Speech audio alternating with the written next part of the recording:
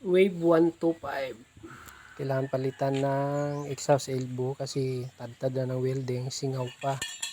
So nag-decide may-aring palitan. Yan yung papalit ko. Pang muffler na elbow yan pero pwede naman siya. Hindi ko na tinanggal yung cover kasi hindi matatanggal yung tornilyo. Tanggal ko niya na yung tornilyo niya sa ilalim. Medyo matigas yan kasi matagal nang hindi natatanggal.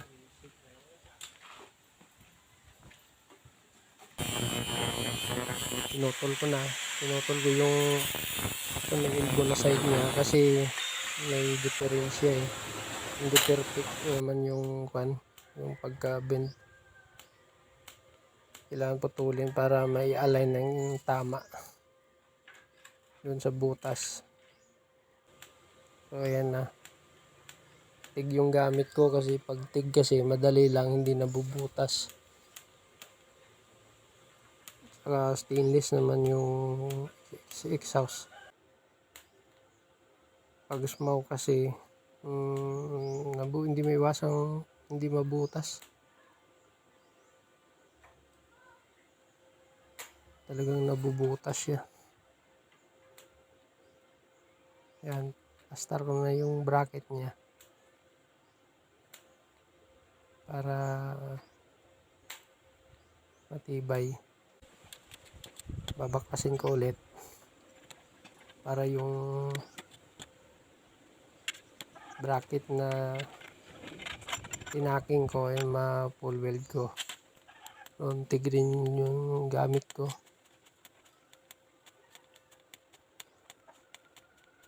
Pag stainless yung napa-welding, tig yung gamit ko, lalo na pag manipis.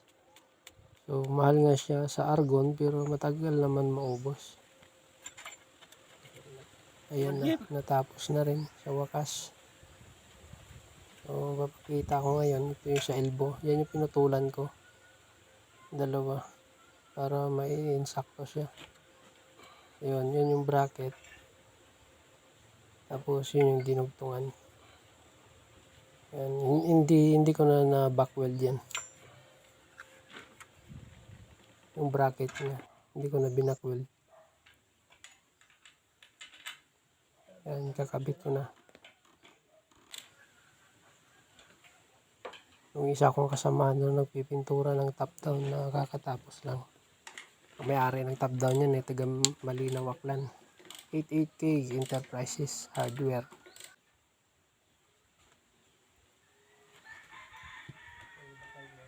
Kakabit ko na yung bolt. May likuran na side. Tapos yan, babalik ko na yung 4 na piraso na bolt ng motres. Yan, titesting ko na yan. Pero maganda naman siya, walang singaw. Hindi yupi yung gasket niya. Yung pinatakbo ko siya, yan, okay naman siya, maganda. Yan, napahinto ako. Kasi may chain cover kasi. Hindi na namalayan ng may-ari. Hindi na nakita na sumasayad na yung chain cover. Kailangan niya higpitan.